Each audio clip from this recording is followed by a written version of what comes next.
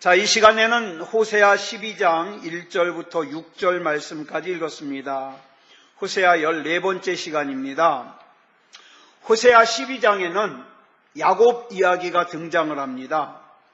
창세기를 보면 여러 인물들이 나오죠. 아브라함도 나오고 이삭도 나오고 야곱도 나오고 요셉도 나오고 또 모세, 출애굽기로 가면 모세도 나오고 이 여러 인물들이 나오는데 이 인물들은 각자 저마다의 하나님의 메시지를 품고 있습니다. 자, 그러면 야곱은 어떤 메시지를 품고 있을까? 야곱은 엄마 뱃속에서 나올 때부터 형 에서의 발뒤꿈치를 붙들고 태어날 정도로 굉장히 악착 같은 사람이고 집착이 강한 사람이에요. 그래서 이 야곱의 이야기를 통해서 하나님께서 집착이 강한 악착 같은 우리 인생을 어떻게 양육하시는가, 이걸 우리에게 가르쳐주고 있습니다.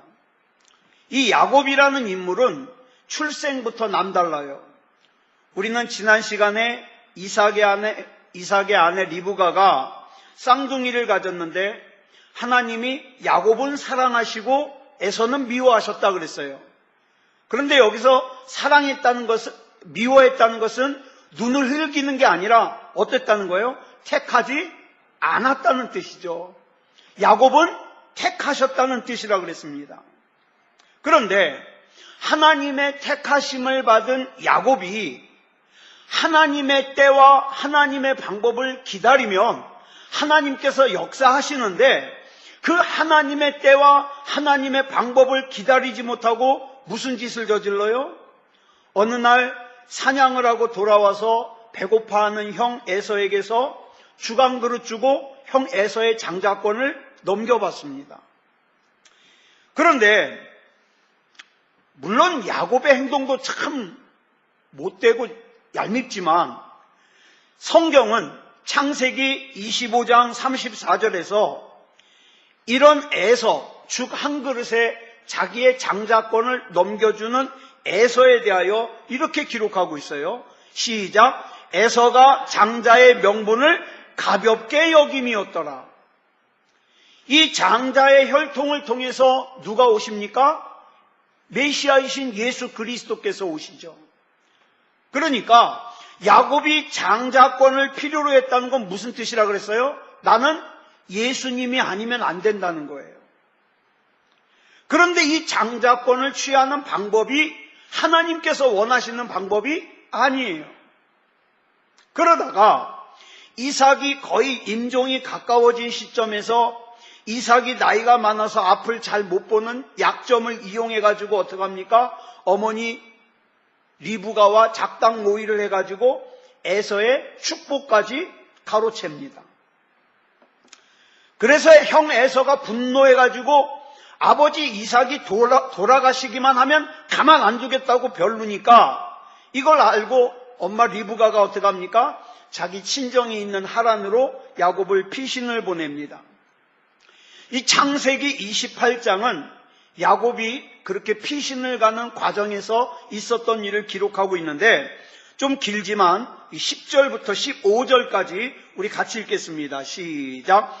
야곱이 부엘세바에서 떠나 하란으로 향하여 가더니 한 곳에 이르러는 해가 진지라. 거기서 유숙하려고 그곳에 한 돌을 가져다가 베개로 삼고 거기 누워 자더니 꿈에 본즉 사닥다리가 땅 위에 서 있는데 그 꼭대기가 하늘에 닿았고 또 본즉 하나님의 사자들이 그 위에서 오르락 내리락 하고 또 본즉 여호와께서 그 위에 서서 이르시되 나는 여호와니 너의 조부 아브라함의 하나님이요 이삭의 하나님이라. 내가 누워있는 땅을 내가 너와 내 자손에게 주리니 내 자손이 땅의 티끌같이 되어 내가 서쪽과 동쪽과 북쪽과 남쪽으로 퍼져나갈지며 땅의 모든 족속이 너와 내 자손으로 말미암아 복을 받으리라. 내가 너와 함께 있어 내가 어디로 가든지 너를 지키며 너를 이끌어 이 땅으로 돌아오게 할지라. 내가 내게 허락한 것을 다 이루기까지 너를 떠나지 아니하리라 하신지라. 이 말씀을 가만히 읽어보면 우리 신앙생활에 있어서 중요한 몇 가지 메시지를 품고 있습니다. 자, 지금 야곱이 있는 곳이 어디냐면 루스라는 곳이에요. 이곳의 이름이 나중에 베델로 바뀝니다. 베델이라는 이름의 뜻이 뭐냐면, 벳은요 히브리어로 베이트라 그래가지고 집이란 뜻이에요. 엘은 하나님이란 뜻이에요. 그래서 베이트 엘, 베델, 이게 무슨 뜻이냐면 하나님의 집이란 뜻이에요. 하나님의 집. 자, 근데 아직 베델이 아니에요. 루스예요. 그런데 이 루스에서 야곱이 길바닥에서, 진짜 노숙이에요. 길바닥에서 돌을 갖다가 베개 삼아서 잠을 자고 있습니다. 야곱은 평생에 처음으로 혼자가 된 거예요. 처음으로. 지금 야곱 옆에는 아무도 그와 함께 있는 사람이 없고 그를 돌보는 사람도 없어요. 그런데 그러한 때에 하나님께서 이 야곱에게 나타나십니다. 이것이 창세기 28장의 내용이에요. 그런데 하나님께서 어떤 모습으로 나타나시냐면 야곱과 하늘 사이에 사닥다리가 세워지고 그 사닥다리에 천사가 오르락내리락 하는 모습, 그런 모습으로 하나님께서 야곱을 찾아오셔요. 여러분, 우리가 분명히 기억해야 될 것은 하나님은 언제나 우리를 먼저 찾아오십니다. 내가 하나님을 찾아서 하나님이 만나주시는 게 아니에요. 하나님이 언제나 우리를 먼저 찾아와 주세요. 그래서 우리 마음속에 예배드리고 싶다, 기도하고 싶다, 하나님 말씀을 가까이 하고 싶다, 은혜 받고 싶다, 이런 영적인 목마름을 가지게 하는 거예요. 심지어는 우리가 하나님을 인지하지 못하고 있는 상태, 그런 상태에서도 하나님은 우리를 먼저 찾아오십니다. 이렇게 우리를 찾아오신 하나님께서 저와 여러분에게 뭘 원하실까요? 돈 많이 벌어서 헌금 많이 하길 원하실까요? 뭘 원하실까요? 하나님이 나에게 뭘 원하시는지를 알아야 내가 그거 할 거 아니에요. 뭘 원하시는가? 요한계시록 3장 20절 보겠습니다. 시작. 볼지어다 내가 문 밖에 서서 두드리노니 누구든지 내 음성을 듣고 문을 열면 내가 그에게로 들어가 그와 더불어 먹고 그는 나와 더불어 먹으리라. 자, 이 말씀을 문자적으로 해석을 하면 예수님을 믿는다는 게 무슨 뜻이에요? 예수님을 마음에 영접한다는 게 무슨 뜻이에요? 예수님과 함께 밥 먹는다는 뜻이에요. 예수님과 함께 밥 먹는다. 예수님께서 우리에게 원하시는 게 뭐라고요? 하루 세 끼 예수님과 함께 밥 먹기를 원하셔요. 자, 예수님과 함께 밥을 먹는다는 게 무슨 뜻일까요? 여러분, 우리가 친구를 오랜만에 만났어요. 뭐 하자 그래요? 밥 먹자 그래요. 예? 여러분들이 정말 아끼는 사람을 만났어요. 뭐 하자 그래요? 밥 먹자 그래요. 여기 내가 맛있게 음식하는 식당 하는데 가서 밥 먹자고. 먼 데서 자식이 부모를 찾아왔어요. 엄마는 뭐 해주고 싶어요? 따뜻한 밥 해주고 싶어요. 자, 이 밥이 뭐예요? 친밀함이에요.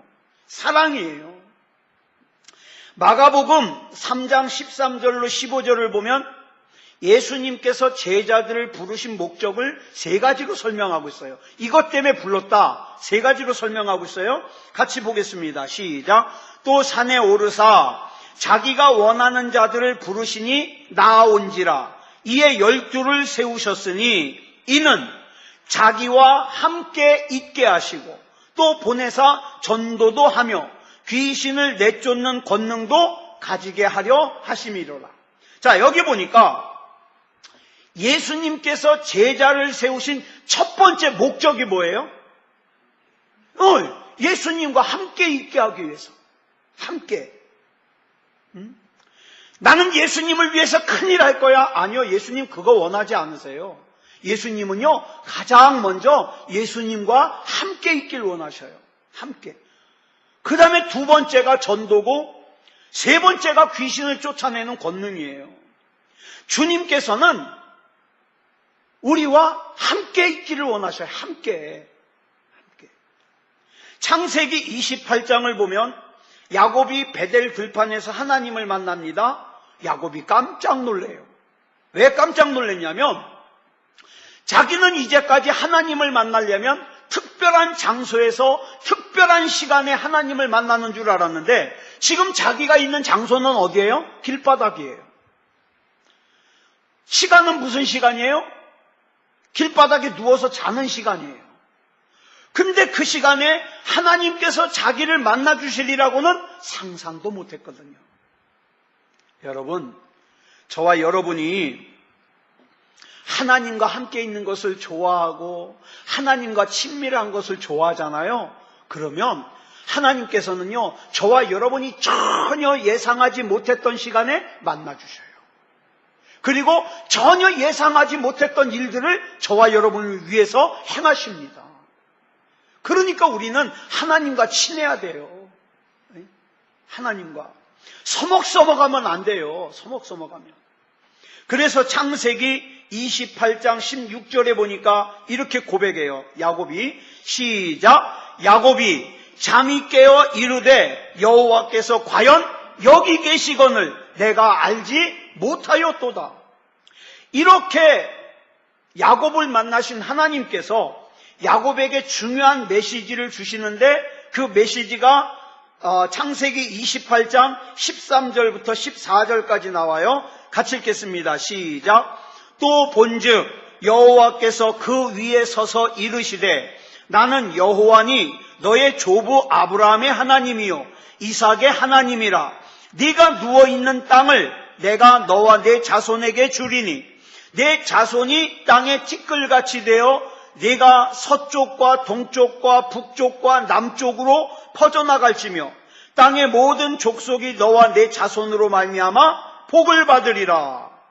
그런 다음에 여기까지만 하면 이해가 가요. 하나님이 이렇게 복을 약속하시는구나 이해가 가는데 그 다음 나오는 15절이 이해가 잘 안 가요.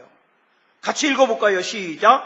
내가 너와 함께 있어 내가 어디로 가든지 너를 지키며 너를 이끌어 이 땅으로 돌아오게 할지라. 내가 내게 허락한 것을 다 이루기까지 너를 떠나지 아니하리라 하신지라.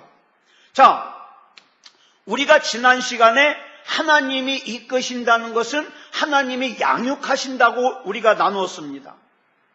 지금 이 말씀은 하나님께서 야곱아 내가 너를 양육할 거야 이런 뜻이에요.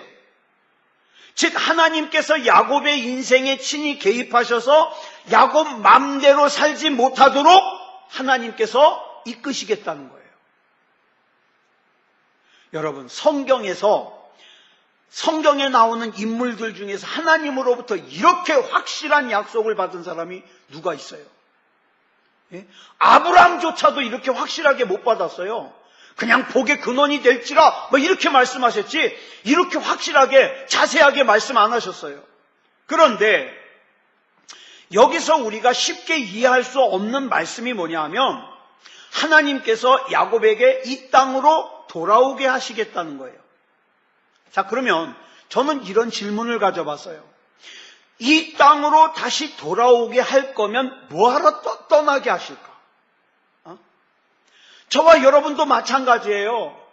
저와 여러분이 어려움을 만났을 때 하나님 앞에 기도하면 하나님께서 회복시켜 주심을 믿습니다. 그러면 이런 질문 안 해봐요? 여러분은 착해서 안 하는 몰라. 저는 해요. 이렇게 회복시킬 거면 뭐하러 힘들게 해? 애시당초 힘들게 안 하면 좋잖아요. 하나님께서 야곱에게 허락한 것을 다 이루기까지 야곱을 떠나지 않겠다고 약속하셨어요. 자, 그러면 여기서 하나님께서 말씀하시는 야곱에게 허락한 게 뭘까요? 이 허락한 것을 다 이루기까지는 떠나지 않겠다 그랬는데 하나님께서 야곱에게 허락한 게 뭘까요? 부자가 되는 거요? 유명한 사람이 되는 거요? 아니요. 예를 들면 이런 겁니다.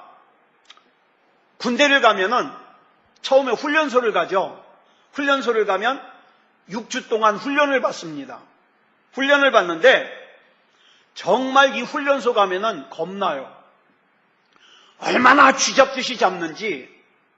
저는 또 25세 군대를 가가지고 저 훈련시키는 조교는 나이가 막 19살, 20살 그러는데 저보다 막 한 5살, 6살 어린 애들한테 막 혼나고 기합받고 진짜 몸이 힘든 게 아니라 이 자존심이 힘든 게 진짜 힘들더라고요. 자, 그런데 때로는 기합도 받고 때로는 매도 맞아요. 막 여러분 폭풍구보라는 게 있는데 막 뛰어가야 돼요. 근데 막 뒤에 처지면요 조교가 쫓아오면서 이만한 몽댕이로 철모를 갖다 머리통을 탁탁 때리는데 막 그거 한 대 맞으면요 막 번개가 친 것 같고 정신이 하나 없어요. 자, 왜 그렇게 훈련소에서 힘들게 할까요? 사실 이 훈련소 훈련 마치고 부대 배치받으면요 그다지 힘든 거 없어요. 훈련소에서는 너무 힘들어요. 왜 그럴까? 그거는요 조교가 얘기를 해주는데 그 6주 동안의 훈련을 통해서 사회에서 막 늘어지고 막 말 안 듣고 이런 성품들을 갖다가 뽑아내는 거예요. 그래서 군대에서 일률적으로 말 잘 듣게 잘 움직일 수 있도록 그렇게 만드는 거죠. 그렇게 안 하면 군인으로서의 정신과 태도와 자세를 가질 수가 없다는 거예요. 자, 지금 야곱을 하나님께서 하나님의 훈련소에 지금 입소를 시키는 거예요. 자, 이 하나님의 훈련소의 훈련의 과정을 거쳐야지만 야곱이 비로소 이스라엘이 돼요. 근데 이 훈련소 기간이 자그마치 얼마나 되느냐? 20년이에요. 하란으로 가서 20년. 그 기간 동안에 하나님께서 이 야곱을 훈련을 시키십니다. 자, 그러면 훈련을 시키시는 목적이 뭘까요? 예? 야곱이 유명해지게 하는 게 목적일까요? 야곱이 돈을 많이 벌어서 양, 낙타 이런 것이 많아져서 부자가 되게 하는 것이 목적일까요? 그런 게 목적이 아니에요. 하나님 앞에서 목적은 야곱의 신앙과 인격적인 훈련이에요. 그 야곱 속에 있는 사기성을 갖다가 자기 아버지와 형에게 사기쳐먹는 그 사기성을 뽑아내고 그 다음에 야곱의 신앙, 하나님을 믿긴 믿지만 자기 머리를 더 믿고 잔머리를 굴리고 무슨 문제만 만나면 기도하기보다는 자기 잔머리를 먼저 굴리는 그 야곱의 그 신앙, 그걸 먼저 고치는 거예요. 이게 바로 하나님의 이끄심이고 양육이에요. 그 선한목자교회 유기성 목사님이 쓰신 책 중에 나는 죽고 예수로 사는 사람이라는 책이 있는데 이 책에 보면 이런 내용이 나와요. 중국의 선교사였던 허드슨 테일러라고 하는 굉장히 유명한 선교사님이 있어요. 이 선교사님이 선교를 하다가 어려움이 있죠. 왜 없겠어요? 1869년에 이건 이제 허드슨 테일러 선교사님의 일기에 나오는 얘기예요. 1869년에 좌절과 낙심이 너무 심해가지고 중국에서 쓰러졌어요. 여러분, 사람이요 스트레스를 너무 받으면 낙심이 너무 심하면요 쓰러져 버립니다. 몸이 쓰러졌어요. 그래가지고 병석에 누워있는데 몸도 지치고 몸이 지치다 보니까 자꾸 무슨 생각이 드느냐, 내가 하나님이 온전히 기뻐하시는 삶을 살지 못한다는 자책감이 자꾸 드는 거예요. 그는 지금까지 선교사로서 거룩한 사람이 되려고 무던히 애를 썼어요. 그런데 사람이 이상하죠? 거룩한 삶을 살려고 애를 쓰면 쓸수록 자꾸 뭐가 보여요? 나의 거룩하지 못한 부분이 자꾸 보이는 거예요. 그래가지고 이 허드슨 테일러는 한순간도 예수님으로부터 눈을 떼지 않겠다고 결심을 했어요. 그런데 그 중압감이 자꾸만 내 인생은 실패한 것 같고 잘못된 것 같고 막 이런 중압감이 견딜 수가 없는 거예요. 그래가지고 이것이 어떻게 나타나느냐, 자꾸 옆에 있는 사람들에게 짜증을 내고 말도 거칠게 하고, 그래서 주변에 있는 사람들이 당황하는 거예요. 이걸 고치려고 금식 기도도 하고 하나님의 말씀도 많이 읽고 그랬는데 소용이 없어요. 고쳐지질 않아요. 그래서 좌절이 돼가지고 이 허드슨 테일러 선교사님이 마침내 이제 선교 사역을 그만둬야 되겠다. 더 이상 못하겠다. 이런 생각을 이제 가지고 있었어요. 그러던 찰나에 친구인 메카디 선교사님으로부터 편지가 한 통 왔는데 편지가 길지도 않아요. 그 편지 가운데 이런 내용이 있는 거예요. 허드슨 테일러 선교사님이 그동안 계속 고민해 오던 거. 어떻게 하면 나의 믿음을 강하게 할 수 있을까? 이런 질문으로 편지를 시작해요. 어떻게 하면 나의 믿음을 강하게 할 수 있을까? 그러면서 답을 이렇게 썼습니다. 그것은 믿음을 구하려고 애쓰는 것이 아니라 그냥 신실하신 예수님을 의지하며 살면 된다. 의지하며 살면 된다. 이 편지 내용이 허드슨 테일러 선교사님에게 빛으로 다가왔어요. 여러분, 요한복음 15장 5절에 보면 굉장히 중요한 말씀이 나와요. 우리 같이 읽어볼까요? 시작. 나는 포도나무요 너희는 가지라. 그가 내 안에 내가 그 안에 거하면 사람이 열매를 많이 맺나니 나를 떠나서는 너희가 아무것도 할 수 없습니다. 자, 허드슨 테일러는 이 말씀을 통해서 예수님께서 결코 너를 떠나지 아니하리라 라고 하시는 말씀을 들었어요. 여러분, 어떤 사람이 신앙생활 잘하는 거예요? 막 성경을 갖다가 창세기부터 요한계시록까지 막 수십 번, 수백 번 읽으면 신앙생활 잘하는 걸까요? 물론 그것도 잘하는 걸 수 있어요. 그런데 성경이 말하는 신앙생활 잘하는 것은 뭐라 그랬어요? 그가 내 안에 내가 그 안에 거하면 이거면 돼요. 날마다 예수님과 함께 동행하면 돼요. 예수님 내가 하려고 하는 이 일이 예수님이 기뻐하시는 일입니까? 싫어하시는 일입니까? 싫어하시는 일이면 안 하면 돼요. 예수님 내가 오늘 예수님과 함께 이 잠자리에 들겠습니다. 예수님 나와 동행해 주세요. 예수님 내 마음이 지금 불안한데요. 이 불안의 원인이 뭔지를 깨닫게 해주시고 예수 그리스도 이름으로 그 불안의 원인을 쫓아낼 수 있도록 힘주시옵소서. 날마다 여러분 신앙생활은 복잡한 게 아니에요. 꼭 신학교를 나와야 신앙생활 잘하나요? 아니요. 예수님과 함께 거하는 것은 누구든지 할 수 있어요. 누구든지.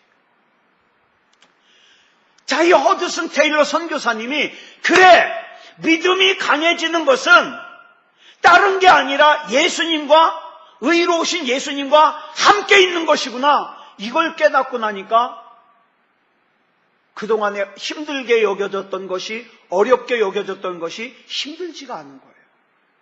두렵지가 않은 거예요. 그래서 끝까지 그 선교 사역을 잘 감당할 수 있었다는 겁니다. 야곱 역시도 이 베델에서의 이 과정을 통하여 하나님의 약속을 받고는 16절에서 이렇게 고백을 합니다. 시작. 야곱이 잠이 깨어 이르되 여호와께서 과연 여기 계시거늘 내가 알지 못하였도다. 그래서 그곳 이름을 하나님의 집이라 그래서 베델이라고 이름을 지었어요. 자, 이 일 후에 야곱이 드디어 하란에 있는 외삼촌 라반의 집에 도착을 합니다. 그곳에서 20년 동안 삽니다. 그리고 나서 이제 야곱이 고향으로 돌아오는 내용이 창세기 32장이에요. 자, 32장 21절부터 24절까지 보겠습니다. 시작. 그 예물은 그의 앞서 보내고 그는 무리 가운데서 밤을 지내다가 밤에 일어나 두 아내와 두 여종과 11 아들을 인도하여 야복 나루를 건널세 그들을 인도하여 시내를 건너가게 하며 그의 소유도 건너가게 하고 야곱은 홀로 남았더니 어떤 사람이 날이 새도록 야곱과 씨름하다가 자 이제 이 야복강만 건너면 고향 땅이에요. 그런데 고향 땅을 앞에 둔 야곱의 가슴에는 무거운 돌덩어리가 하나가 눌려져 있어요. 그게 뭐냐면 형 에서의 분노예요. 형은 나를 보면 죽이려고 그럴 텐데 이 두려움 때문에 선뜻 강을 건널 수가 없는 거예요. 여러분, 저와 여러분이 세상을 살다 보면 저와 여러분의 마음을 무겁게 짓누르는 돌이 있을 수 있습니다. 그런데 이 무거운 돌을 이 생각, 저 생각, 내가 아무리 잔머리를 굴려봐도 이 무거운 돌을 해결할 수가 없어요. 내 가족들에게도 얘기해도 해결할 수가 없어요. 그래서 우리가 많은 순간에 어떻게 됩니까? 혼자 남아요. 혼자 그 무거운 짐을 가슴에 부둥켜 안고 끙끙거립니다. 이 문제를 어떻게 해결하나? 그런데 이때 야곱에게 어떤 사람이 씨름을 걸어옵니다.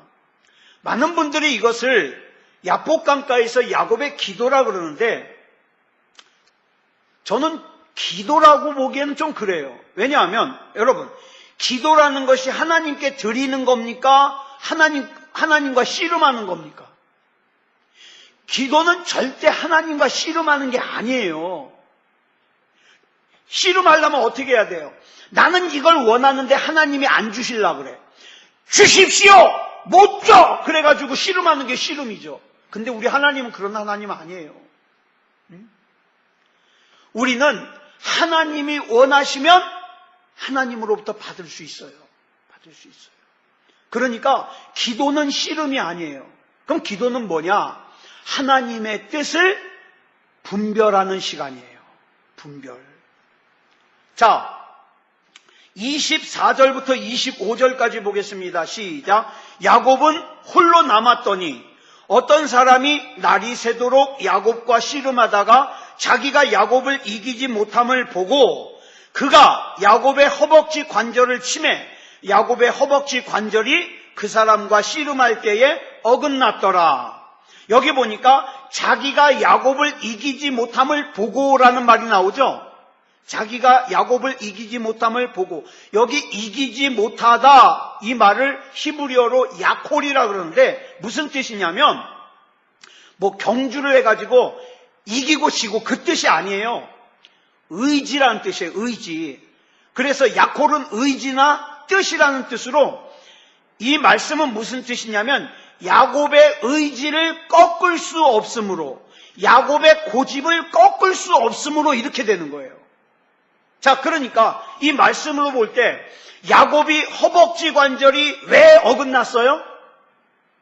왜 어긋났어요? 자기 의지를 꺾지를 않아서.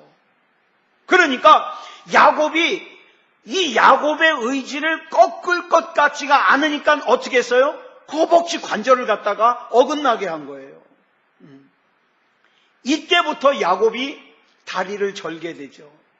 그러면서 그리고 나서 여기서 중요한 대화가 이루어집니다. 26절 시작. 그가 이르되 날이 새려하니 나로 가게 하라. 야곱이 이르되 당신이 내게 축복하지 아니하면 가게 하지 아니하겠나이다. 야곱이요, 자기의 허벅지 관절이 어긋나는 그 지경까지 이르자 이 상황이 지금 장난이 아니라는 걸 알게 된 거예요. 그래가지고 어떻게 합니까? 당신이 내게 축복하지 않으면 내가 보낼 수 없다는 거예요. 이거 안 놓겠다는 거예요. 그러자 27절에 뭐라 그럽니까? 같이 읽습니다. 시작. 그 사람이 그에게 이르되 내 이름이 무엇이냐? 그가 이르되 야곱이니이다. 자, 이 사람이 지금 야곱의 이름을 몰라서 물어봤을까요? 알아요. 이 사람은 분명히 하나님의 사자예요. 알아요. 근데 이렇게 질문하는 의도가 뭘까? 내 이름이 무엇이냐? 이 말은 뭐냐면 너 지금까지 어떻게 살아왔냐? 이 뜻이에요. 그러니까 야곱이 야곱이니라 무슨 뜻이에요? 예, 제가 지금까지 야곱으로 살았습니다. 야곱이라는 이름의 뜻은 발 뒤꿈치를 잡다라는 뜻이죠. 또 심하게는 사기꾼이라는 뜻이에요. 나는 지금까지 다른 사람의 발 뒤꿈치를 잡고 살았습니다. 나는 지금까지 다른 사람을 사기치고 살았습니다. 이렇게 대답해요. 그랬더니 28절에서 이제 네 이름은 야곱이 아니다. 뭐로 바꿔라? 이스라엘로 바꿔라. 그래서 야곱의 이름을 이스라엘로 바꿔주십니다. 자, 그런데 여기서 이제 진짜 중요한 게 나와요. 이제 야곱이라고 부르는데 이 이스라엘이라는 이름은 하나님의 약속이에요. 네가 지금까지는 야곱으로 살아왔지만 내가 너를 이스라엘로 바꿔놓겠다. 약속이에요. 자, 그래서 이제 야곱이 어떻게 돼요? 우여곡절 끝에 나중에 죽은 줄 알았던 자기 아들 요셉이 살아있는 걸 알고 어떻게 해요? 요셉이 보내준 그 수레를 타고 애굽으로 가죠. 나중에. 자, 그런데 보세요. 창세기 46장 1절 말씀을 잘 보세요. 이스라엘이 된 야곱이 어떻게 바뀌어졌는가? 같이 읽겠습니다. 시작. 이스라엘이 모든 소유를 이끌고 떠나 부엘세바에 이르러 그의 아버지 이삭의 하나님께 희생제사를 드리니. 자, 여기서 야곱의 이름을 이스라엘이라고 부르죠. 자, 근데 야곱이 희생제사를 드리는 곳이 어디예요? 부엘세바.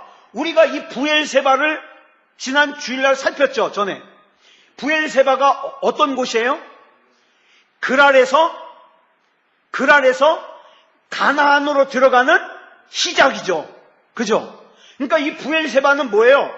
다시 반대로 가면 가나안에서 나가는 끝지점이에요. 이 부엘세바를 지나면 가나안을 벗어나는 거예요. 지금 야곱이 어디 가고 있어요? 애굽으로 가고 있죠. 자, 그런데 이 부엘세바에서 희생제사를 드려요. 왜 그러느냐? 지금 야곱이 자기 고향 땅을 떠나고 있어요. 가나안 땅을 떠나고 있는데 이 야곱에게는 다른 사람들이 모르는 두려움이 있어요. 예전에는 누가 두려웠어요? 자기를 죽이려고 하는 형이 두려웠어요. 그 다음에 낯선 땅이 두려웠어요. 그런데 이스라엘이 되고 나니까 누가 두려워요? 하나님이 두려워요. 왜? 예전에 자기 할아버지 아브라함이 어떻게 했어요? 가나안 땅을 떠나서 애굽에 갔다가 무슨 일을 겪었어요? 와이프 뺏길 뻔했잖아요. 그래가지고 누구라 그랬어요? 동생이라 그랬어요. 또 이삭이 가나안을 떠나가지고 그랄에 갔다가 어떻게 됐어요?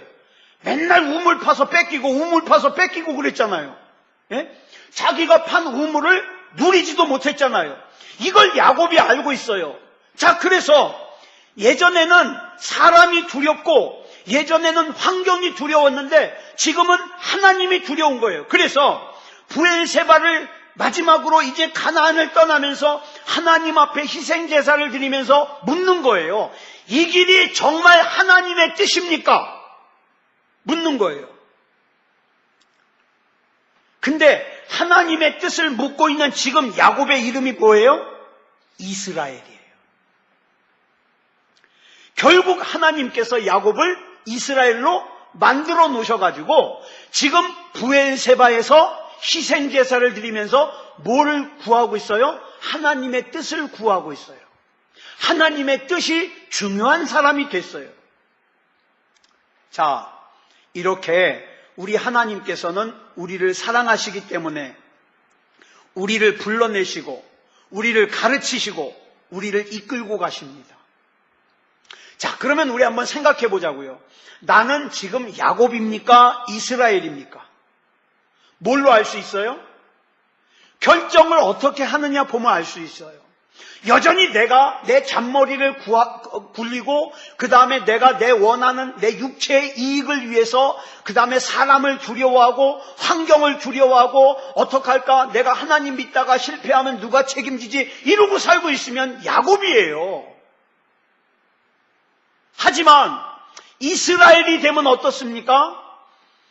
하나님, 이것이 하나님이 기뻐하시는 겁니까? 기뻐하지 않으시는 겁니까? 하나님의 뜻을 먼저 구한다, 이 말이에요. 자기의 잔머리를 의지해서 살아온 야곱은 참 피곤한 일생을 살아왔지만 하나님의 뜻을 구하는 이스라엘은 어떻게 됩니까? 하나님께서 종기를 받게 하시고, 여러분, 이 야곱이 애굽에 가가지고 애굽왕 바로에 얼마나 높임을 받았어요. 그렇죠? 사랑하는 여러분, 내 힘과 내 능력 의지하는 야곱의 길을 가지 말고 세상 사람들이 볼 때에는 미련해 보여도 답답해 보여도 바보 같아 보여도 우리는 먼저 하나님의 뜻을 구해야 됩니다. 이것이 하나님이 원하시는 길입니까? 그럼 가겠습니다. 이것이 하나님이 원하시는 길이 아닙니까? 그러면 여기서 멈추겠습니다. 이 이스라엘의 길을 가는 저와 여러분이 되기를 그리스도 예수님의 이름으로 축복합니다. 기도하겠습니다. 사랑의 하나님, 은혜를 감사합니다. 우리가 이 시간에 호세아서 14장을 살피면서 이 14장에 언급하고 있는 야곱의 인생을 살펴봤습니다.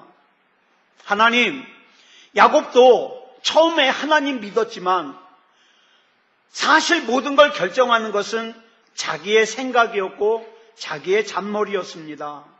그 결과 그 인생은 어려움을 벗어나지 못했고 고단한 인생을 살았습니다. 그러나 하나님 앞에 이스라엘이 되어 하나님의 뜻을 중요하게 여기는 인생이 되었을 때 하나님께서 그 인생을 인도하였음을 기억합니다. 사랑의 아버지 하나님, 이스라엘의 인생을 살게 하여 주시옵소서. 내 눈에 보이지 않아도, 내 손에 지금 당장 잡히지 않아도, 내 귀에 들리지 않아도 하나님의 약속은 여전히 지금도 중요하게 일하고 있으니 하나님의 약속 붙들고 나아가는 믿음의 삶을 살게 하여 주시옵소서. 우리 하나님께서 붙잡아 주실 줄 믿사오며 그리스도 예수님의 이름으로 간절히 기도드렸사옵나이다. 아멘.